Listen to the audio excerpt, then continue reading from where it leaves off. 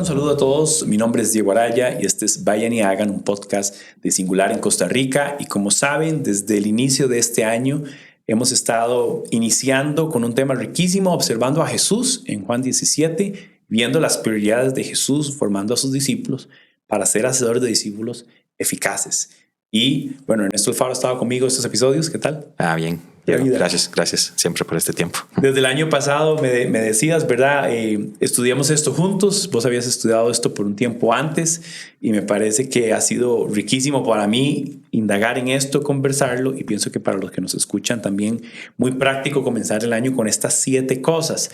Y tal vez si repasamos un poquito de los episodios anteriores, y de hecho quiero invitarlos a que, si no los han visto, a partir del episodio 69 tenemos una introducción donde hablamos de Juan 17 un poquito.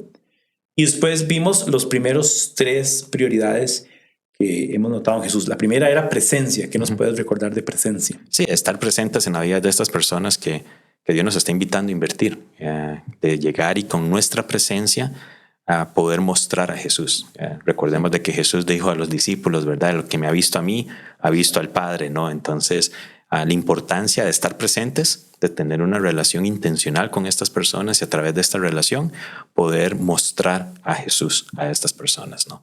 Así es, buenísimo. Vemos el poder de Jesús al estar presente con sus discípulos y nos reta a estar presente. La otra que vimos es un Jesús que comparte. Vimos que el texto decía entrega. ¿Y qué es lo que entrega? ¿Qué es lo que comparte Jesús? La palabra. Y vimos la importancia de que en medio del tiempo que vamos a pasar con estas personas, poder compartir, poder llegar y entregar la palabra, ¿no? Y sí vimos la importancia de que en medio de esa entrega, de permitir, de que a través a la luz de la palabra, el Espíritu Santo revele esas verdades bíblicas para poder aplicar en nuestras vidas, ¿no? Y obvio, utilizar herramientas, esos currículos que muchas veces son sumamente enriquecedores para una relación como la que estamos tratando de desarrollar mientras hacemos discípulos, pero en medio de esos currículos permitirle al Espíritu Santo traer esa verdad a la vida de cada uno de los que estamos invirtiendo, ¿no? Buenísimo, la centralidad de la palabra en esa dinámica hacedora de discípulos. Y número 3 lo vamos a encontrar en el versículo 9, pero voy a leerlo todo. Juan 17:6 dice: a los que me diste del mundo les he revelado quién eres. Eran tuyos, tú me los diste y ellos han obedecido tu palabra. Ahora saben que todo lo que me has dado viene de ti, porque les he entregado, les he dado, les he compartido las palabras que me diste y ellos las aceptaron. Saben con certeza que salí de ti y han creído que tú me enviaste. Y aquí viene esta tercera que dice: ruego, oro por ellos. No ruego por el mundo, sino por los que me has dado, porque son tuyos. Y hoy queremos meternos en esta tercera prioridad de un hacedor de discípulos que podemos observar en Jesús, que es la oración. La que hoy obviamente fácilmente podemos identificar como una disciplina del creyente, algo activo. Pero bueno, ¿qué sabemos y qué hemos visto de Jesús con respecto a esta idea de su vida de oración, su modelo de oración? No, esto es increíble. La verdad es una de las cosas que más impacta. Yo creo que es una de las cosas que más impactó a los discípulos. Y vamos a ver un poquito más adelante esto, cómo fue el impacto de la vida de oración. Pero para mí, ver a Jesús iniciando su ministerio, orando en el bautismo. Recuerda que dice que mientras se bautizaba, oraba. Y ahí fue donde el Espíritu Santo vino, ¿verdad? Y ver a Jesús en la cruz. Sus últimas palabras diciendo, aquí llegó, ¿verdad? Sí. Padre, en tus manos encomiendo mi espíritu. Entonces, es impresionante cómo inició su ministerio orando y terminó su ministerio orando, ¿no? Vemos en los evangelios 33 referencias de Jesús diferentes. No es que estamos diciendo que, mira, aquí oró en Mateo y en Lucas es la misma oración. No, estamos hablando de que son 33 referencias diferentes en los evangelios de Jesús orando. Entonces, la vida de oración de Jesús es un modelo, es un ejemplo, ¿verdad? Y es algo increíble. Claro. Y habla de la relación, pero algo que nos modela es que Jesús tenía una relación, nos mostró una relación íntima con el Padre, cercana, constante, cotidiana. Y hablando del concepto de oración, la oración esencialmente es nuestra comunión, nuestra relación con el Padre, donde inclusive Jesús es el que nos modela: cuando oren, Padre nuestro. Nos está invitando a que sigamos su modelo de oración donde lo que nos muestra es una relación íntima, cercana, afectiva, y la oración como una expresión de fe. Todo el que ora porque cree que es escuchado y porque cree que obviamente el Padre le está vinculando en Cristo a esta relación. Y las prácticas de oración de Jesús también. Si nosotros comenzamos a ver preguntas a ¿dónde fue que Jesús oró? ¿Cuándo fue que Jesús oró? ¿Para qué Jesús oró? Eso trae a nuestra mente una cantidad de información que yo creo que nos ayudaría también a comprender aún mejor esto que tú estás diciendo, de que la oración es por una relación que tenemos y no tanto una disciplina, que sigue siendo una disciplina, ¿verdad? Yo me tengo que disciplinar, pero creo que cuando la Biblia dice que orar sin cesar, es esto que tú estás hablando acerca de que la oración es una relación con Dios y en medio de esa relación hay una comunicación abierta con Él, ¿no? Y eso es lo que yo veo en Jesús. Yo veo a Jesús orando en las sinagogas, pero solo en las sinagogas, no, lo veo orando, tenía su lugarcito, ¿verdad? Un monte, siempre vemos a Jesús y el monte, pero lo vemos a Jesús orando en un montón de lugares diferentes, en momentos diferentes, en gozo, en tristezas, en alegrías también. Vemos a Jesús en diferentes momentos de su vida en oración también, ¿no? Y esto vuelve a traer esta perspectiva de la oración, de que la oración no debería de convertirse en una liturgia para el creyente, sino más bien es una relación, como tú estás hablando, con Dios, y en medio de esa relación yo puedo entrar en una comunicación con Él en cualquier momento, ¿no? Sí. Hablando del contexto de los judíos en aquel tiempo, este es un pueblo de oración. O sea, oran y les enseñan a orar y lo hacen. De hecho, una de las características de la oración de los judíos es el Shema. Y aquí es interesante, por eso que decías, de que oración más que un ejercicio solamente de cuestión religiosa y costumbre, tiene que ser un acercamiento genuino a esta relación con el Padre. Pero ellos tienen más esta costumbre, esta repetición, e inclusive posturas y hasta movimientos asociados con la oración, pero que hablan de una oración que es más un ejercicio de religión y tradición y no una oración a la que Jesús nos está mostrando otra dinámica, por decirlo así, otra forma. Entonces, como, de hecho, nos dice, cuando oren no usen vanas repeticiones. Curiosamente, la historia y la ortodoxia repite el texto donde dice no repitan, ¿verdad? Y como tú estás y Diego, perdón por interrumpirte, pero como tú estás diciendo, viene de una cultura donde hacían un montón de oraciones, se repetían oraciones. Antes de que mi pie ponga el suelo, decían una oración. Sí. Algunos dicen que hasta para ir al baño había que hacer una oración también. Sí. Entonces es una cultura en la que estamos constantemente repitiendo. Pero qué interesante lo que acabas de decir. Él mismo dice, mira, no hagamos repeticiones simplemente por hacerlas, ¿verdad? Y ahí es donde viene esta parte que tú estabas mencionando de la importancia de que en medio de la relación que yo tengo con el Padre, comunicarnos, es una relación. Aquí estamos comunicándonos, entonces tener ese tipo de relación. Habían varias cosas y es importante notarlas porque al día de hoy podemos ver algunas de estas, pero antes en el contexto judío la oración estaba asociada con un rito, con una fiesta, con un lugar. Entonces debías estar aquí a tal hora y traer ciertos elementos. Y tal vez una de las cosas o la cosa más sobresaliente de la oración modelada a Jesús a sus discípulos es que pasó de ser una oración de rito impersonal. O sea, estoy orando al Dios Todopoderoso que es innombrable. O sea, yo no puedo ni llamar su nombre. Es así de impersonal. Pero que yo he conocido porque me revela una ley que me condiciona en... Estoy fuera de esa ley, de ese estándar, pero insisto, ¿verdad? Y ellos agregaron a sus ritos de oraciones todas las cosas que tenían que ver con las tiritas que se amarraban, las cajitas, las filacterias que se ataban, el manto de oración, las repeticiones, pero era una actividad religiosa impersonal. Y Jesús introduce la oración como un acto de relación y lo hace personal y nos introduce al Padre. Y como tú dices, Padre nuestro. Sí. ¿Qué tipo de cambio le da Jesús a la oración? De ser totalmente impersonal, litúrgico, a algo que, mira, tú tienes acceso a Dios como un padre. Como tú tienes acceso a tu Padre, tú tienes ese acceso a Dios. Sí, un par de veces, creo que esto está en Lucas, en el mismo contexto del Padre Nuestro, dice, cuando oren no vayan a las plazas y alcen la voz para que los vean. Claro, es un ejercicio religioso donde si los otros me ven, yo tengo una mayor imagen de caridad y de bondad y de santidad. Más bien dice que cuando oren vayan a sus casas y busquen en lo secreto y oren. Y cambiaba esta dinámica donde lo que la gente pensaba que debía hacerlo de una manera, Jesús viene y dice, háganlo así, este es. Y yo creo que eso le da una sensación más vívida y más real de la dinámica de oración. Y Jesús también modeló todo esto, ¿no? Jesús modeló una oración íntima porque él iba a lugares solitarios. ¿Te acuerdas cuando recibió la mala noticia de que su primo había muerto, verdad? Lo habían decapitado. Venía de una actividad enorme también de alcanzar, había hecho algo increíble. Sabía que estaban cansados, él estaba cansado, mandó a los discípulos a ir a una barca, ¿verdad? Para escaparse de todo esto. Y él se fue a un lugar solitario a orar. Entonces, creo que él demostró eso, esa parte íntima de la oración. Pero también él demostró la importancia de una oración en comunidad, que es también sumamente importante. Y aquí no estamos hablando de que ya la oración en la iglesia y una oración en un culto o en una liturgia linda. No estamos diciendo eso. Pero lo que Jesús introdujo aquí fue un cambio.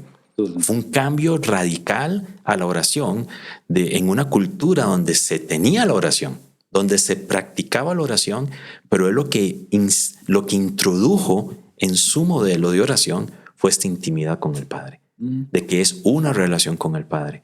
Y yo creo que también el contenido de la oración, cuando le mete esta parte de intimidad, comienza a cambiar.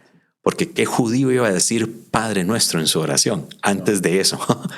No lo iba a decir. Un atrevimiento y probablemente lo hubieran cuestionado al respecto. Muchísimo, ¿no? De todas las cosas que los discípulos le preguntan a Jesús, enséñanos, ellos dicen, enséñanos a orar. Y es muy interesante esto. Esto trae algo a la oración de Jesús muy, muy relevante, porque podemos ver a lo largo de los evangelios, en todo el registro de los evangelios, podemos ver a Jesús orando otra vez por un movimiento de discípulos. Dijimos, ¿cómo fue que comenzó el ministerio de Jesús? Orando en el bautismo, pero inmediatamente después del bautismo Jesús sale por 40 días de ayuno y de oración. No a ser tentado, que eso a veces es una interpretación, ¿verdad? Sabemos que ocurren las tentaciones ahí, no son la única vez que Jesús es tentado, pero le ponemos más importancia a las tentaciones. No, el Espíritu dice que lo empujó para orar. Y yo creo que fue porque sabía que inmediatamente después de ahí iba a comenzar ya su ministerio, iba a comenzar ese llamar a sus discípulos. ¿Por qué estuvo orando Jesús ahí? Por tanto tiempo, además. Por tanto tiempo. Él no tenía un ministerio.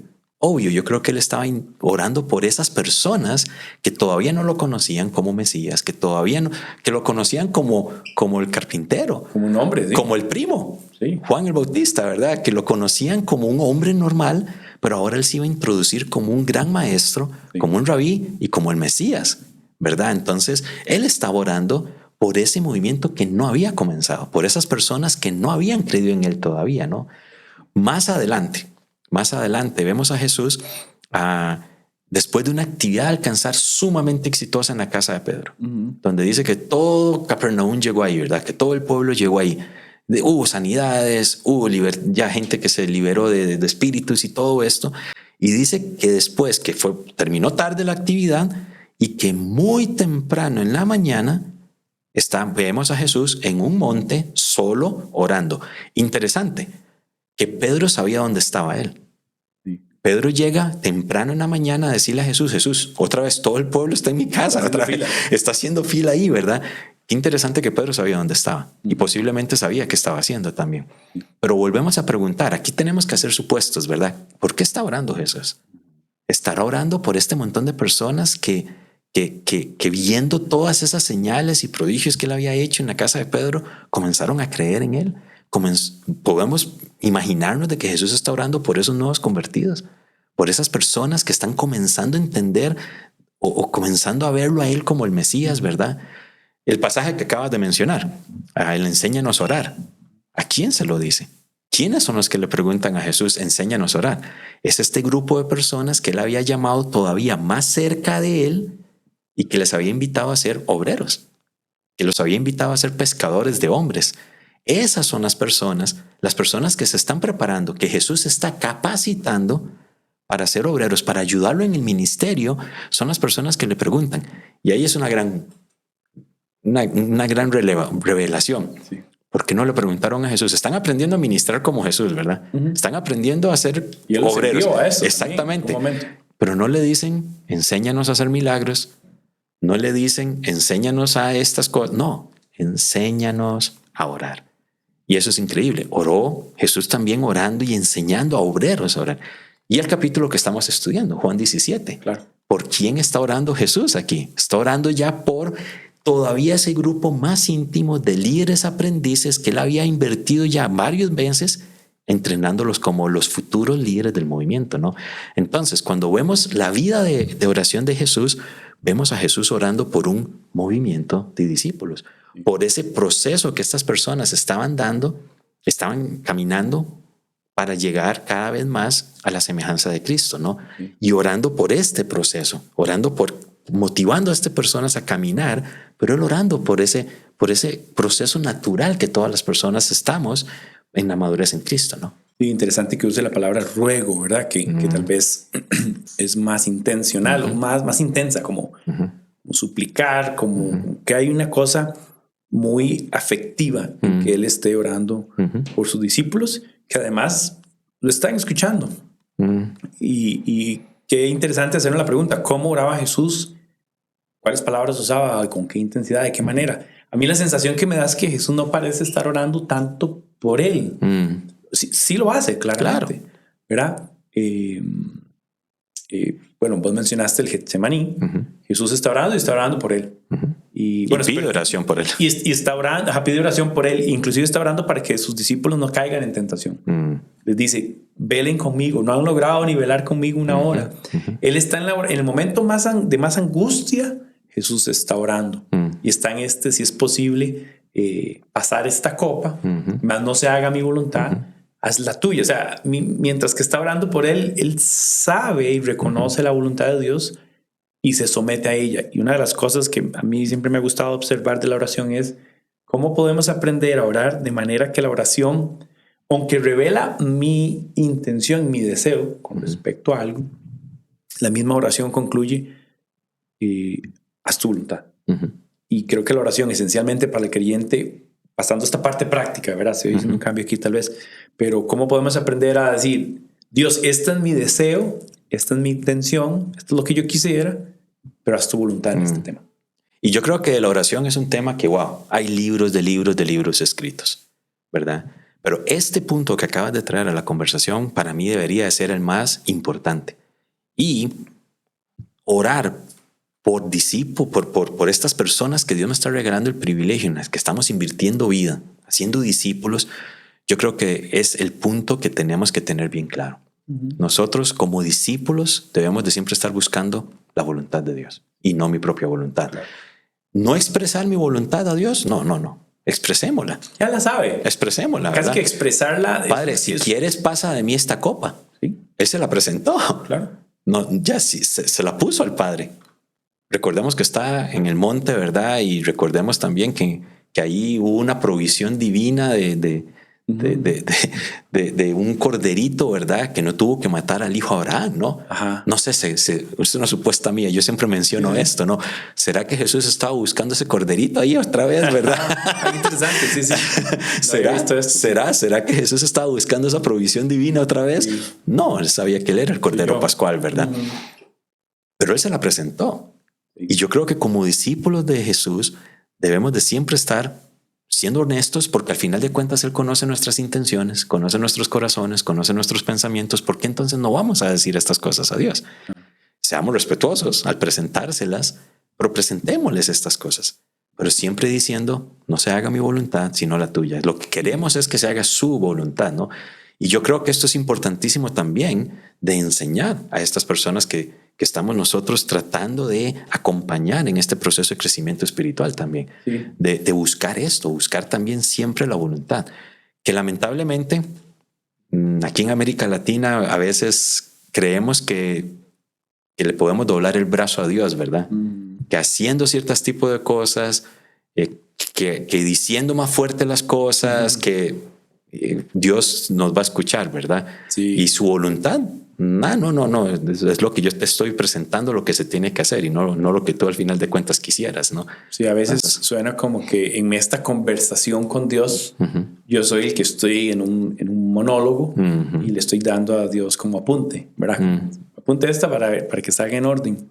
Pero es este error de que hasta el ejercicio de fe de la oración está más centrado en mí que en Él, que ya de entrada es un error. Cuando debe ser una expresión de fe a este ser supremo y superior, que gracias a Cristo y en Cristo me escucha. Porque comenzando por ahí, ni siquiera tuviera acceso a esta posibilidad porque el Espíritu no estaría en mí. Que dice que el Espíritu intercede. Aun cuando yo no sé qué decir y cómo pensar y cómo procesar algunas cosas, el Espíritu está conectándonos con el Padre.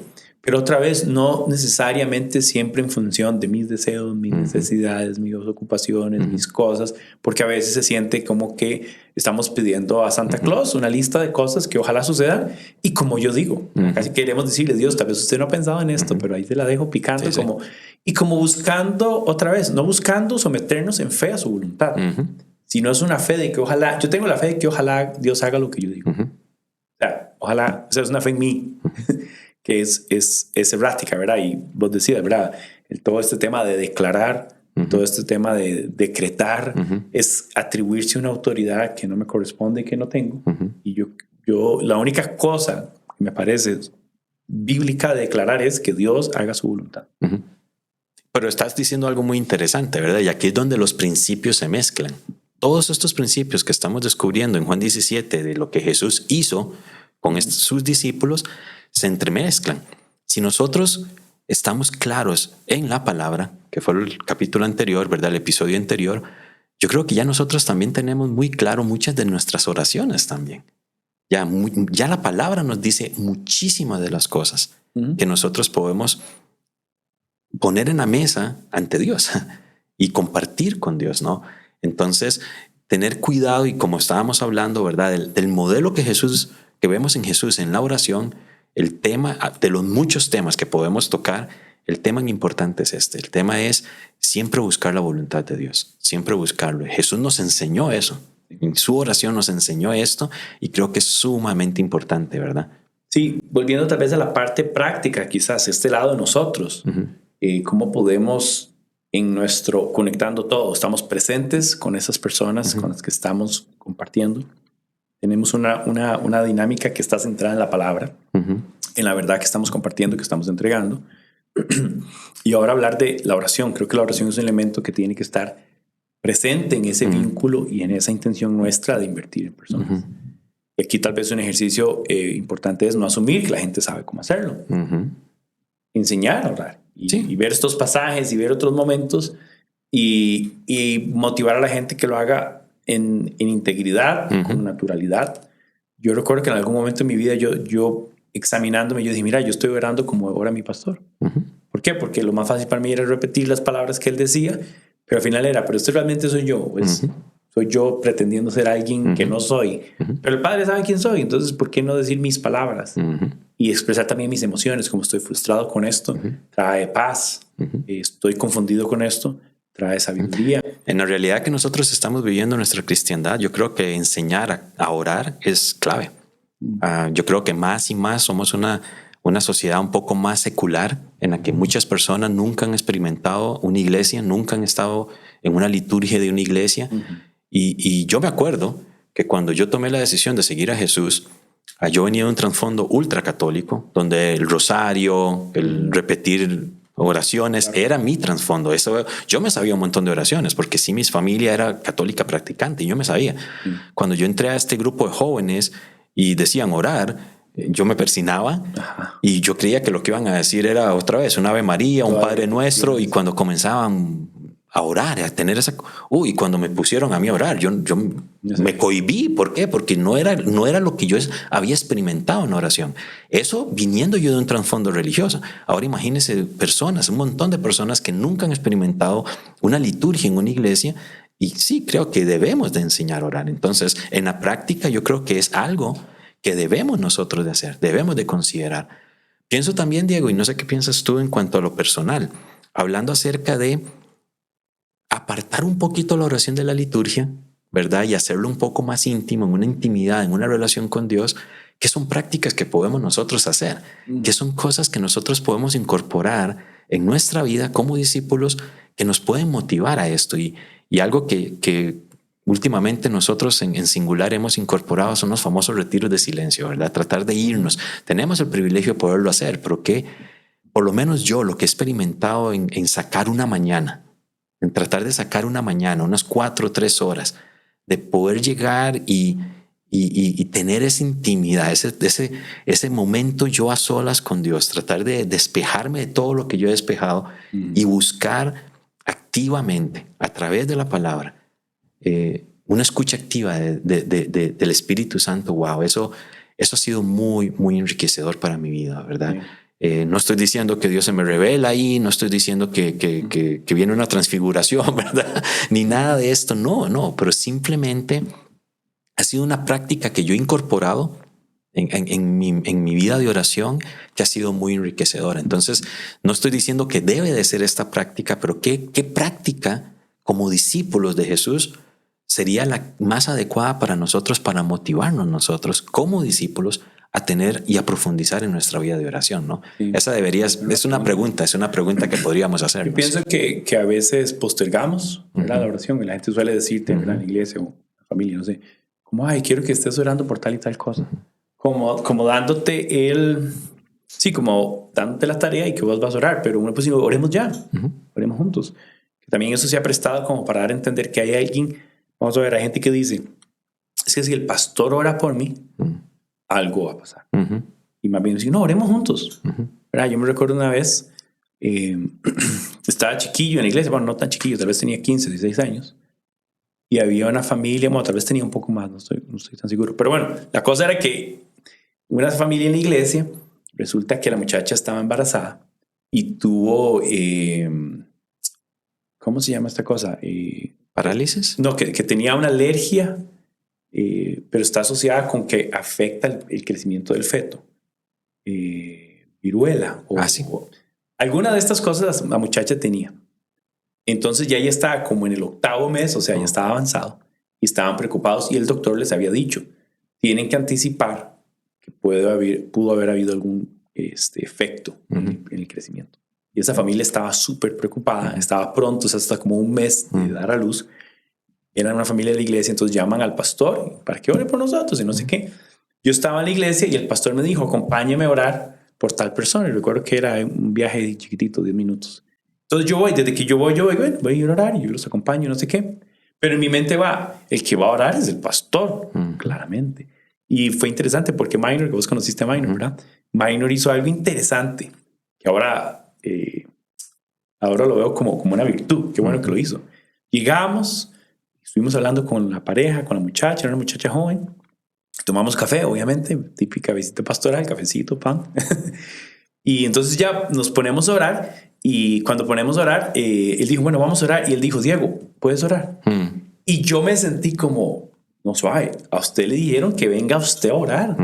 Y si ellos anticipan que el milagro y todas estas cosas que existen en el corazón de estas personas es, oren para que Dios haga el milagro que no afecte al niño. Y yo me sentí demasiado como, bueno, pero entonces yo oro, Dios, te damos gracias por esta familia y te pedimos por la salud. Yo ni sé qué oré, pero algo oré. Y algo interesante, que obviamente no fue porque yo oré, pero algo interesante es que cuando la niña salió, o sea, cuando ya nació, que ahorita está grandísima, por cierto, no tenían ninguna cosa de nada. ¿Fue porque yo oré? No. ¿Hubiera hecho alguna diferencia que el pastor orara porque es más o menos espiritual que yo en aquel momento? O más? No. Pero me gustó la familiaridad con la que alguien puede decir, ora vos. Total. Dios no va a escucharte más o menos porque ore Ernesto, ore Diego. Y esas cosas como de buscar un ejercicio de oración más íntegro y más genuino. Y yo he aprendido mucho como de orar en el momento. Yo no sé cuántas personas me han dicho, Diego, ocupo que por favor ores por eso. Y yo aquí voy a confesar un pecado. Yo digo, sí, claro, voy a estar orando. Se nos pasa. ¿Cuál va a ser? No me acuerdo. Entonces es como, oremos ya. Porque yo te voy a decir que voy a orar y no voy a hacer, y no porque no quiero, sino porque se me olvida. Y voy a utilizar una jerga muy, muy evangélica, ¿verdad? ¿Y cuántas veces una oración es un bálsamo? Literalmente es un bálsamo para las personas.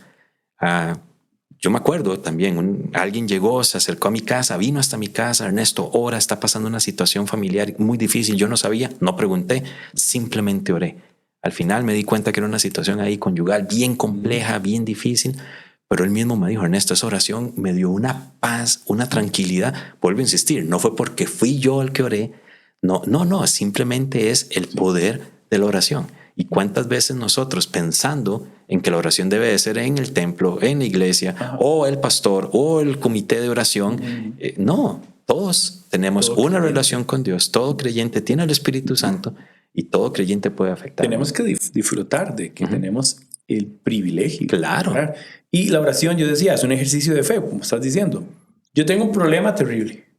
Orar presupone varias cosas. Primero, que yo sé que yo no puedo resolverlo. Quiere decir que la oración me recuerda que yo no soy Dios y no tengo poder. Eso es necesario, check. Número 2, es un ejercicio de fe, que reconozco que sí hay un ser supremo, creador de todas las cosas, y él podría hacer algo. No necesariamente lo va a hacer porque yo digo, porque entonces ya ahí va en contra. O sea, si él es el supremo, ¿por qué me habría de hacer caso? Pero yo en fe tengo esta expresión. Dejo ir y digo, yo no puedo, yo no sé. Pero estoy confiado de que Dios, que es todopoderoso, conoce esta situación y va a hacer cualquier cosa que Él quiera en su voluntad. Entonces es un ejercicio que afianza mi fe y reconoce: yo no soy Dios, yo no puedo. Él puede, y en algún sentido me da esa sensación de, bueno, paz. Claro. Ya hice lo que podía hacer. ¿Qué podía hacer? Reconocer que solo Dios podría. Y si Dios responde, dale toda la gloria y la honra a Él. Sí. Y si no, toda la gloria a Dios a Él. Porque la respuesta, no oro para que algunas respuestas sean buenas o sean malas. Todas las respuestas de Dios son buenas. Puede que no te gusten, pueden que no sean lo que querías, pero a nadie le importa. No podemos cargarte una humanidad ahí como pídale a Dios lo que quiera y ama todo lo que Dios te vaya a dar. Totalmente. Y si te da y si no te da. Entonces como que el ejercicio de oración debe ser algo como más de liberarnos de la tensión y de la cosa de que yo creo que puedo resolver. No puedo resolver. Y practicar este estilo de oración al frente de estas personas que Dios nos ha dado, que es lo que dice el versículo, y esto es algo clave, ¿verdad? Que Dios nos ha dado el privilegio de invertir, es totalmente didáctico para ellos, de que ellos se den cuenta de que estamos nosotros teniendo una buena teología de la oración, que estamos practicando todo esto que estamos hablando. Ellos lo van a aprender y ellos van a comenzar a hacerlo, y eso es sumamente importante. Aquí es donde los principios se entrelazan también. Hacer presencia en la vida de las personas. ¿Cuántas veces haciendo presencia en la vida de las personas nosotros comenzamos a darnos cuenta y el Espíritu Santo nos revela cosas por las cuales Él nos pide que oremos por las personas también? Mira, me gustaría orar por ti. ¿Puedo orar? Así, ya está. Y oramos, hacemos la oración porque Dios nos está revelando algunas cosas en medio de esa presencialidad, en medio de esa intencionalidad y en medio de esa relación que estamos con estas personas. Dios nos comienza a revelar cosas y wow, vuelvo a insistir, Dios hace la obra. Como te digo, tal vez no responde exactamente lo que nosotros estamos esperando, pero en medio de ver la respuesta de Dios, crecemos, ¿verdad? Totalmente. Entonces eso es otra cosa, digamos, eso es otra práctica que podríamos nosotros aprender y aplicar, ¿verdad? De que seamos intencionales. Tenemos que conocer a las personas, primer principio, ¿verdad? Estar presencia. Y en medio de esa presencia yo creo que Dios nos va a revelar temas de orar por ellos, ¿verdad? Y lo último, yo finalizaría respondiendo a la pregunta que me hiciste, ¿verdad? Es ¿qué podemos aplicar nosotros? Es orar por un movimiento de discípulos. Orar por no creyentes. Sí. Y orar por estas personas que no conocen del Señor. Sí. Orar por este montón de personas que nos rodean.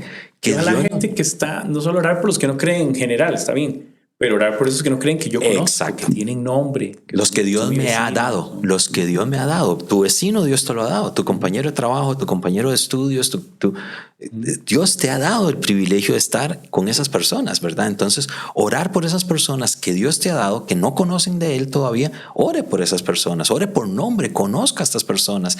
Repetir, ahí es donde se entrelazan los principios. Claro. Ser presente en la vida de estas personas.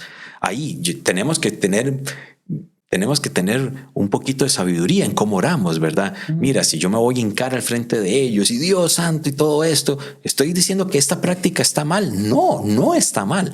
Pero al frente de un no creyente lo podemos asustar. Entonces, una oración corta, una oración pequeña. Mira, puedo orar por ti, puedo orar. Tal vez Dios me va a decir, mira, vaya a su cuarto y ora en tu cuarto por esta persona. No sé, ¿verdad? Orar por creyentes. Orar por la familia que nosotros representamos en nuestras iglesias locales, orar por estas personas que están comenzando a caminar en Cristo también, ¿verdad? La Biblia nos enseña a orar por obreros. Oremos por más obreros porque la mies es mucha, más los obreros son pocos, ¿verdad? Entonces, orar por personas que realmente quieran impactar la vida de otras personas. Orar por personas que quieran hacer discípulos, que puedan hacer discípulos, que puedan hacer discípulos, ¿verdad? Sí. Y sí, y orar por estas personas que también Dios nos dice que oremos por el liderazgo, ¿verdad? Por estas personas que están liderando exactamente. Entonces, yo creo que también algo que veo en la vida de Jesús que puedo aplicar fácilmente es orar por un movimiento de discípulos. Orar por este proceso natural que Dios nos muestra en su ministerio, ¿verdad? De llevar personas en un caminar desde no creyentes hasta hacedores de discípulos, ¿no? Sí. Buenísimo, genial.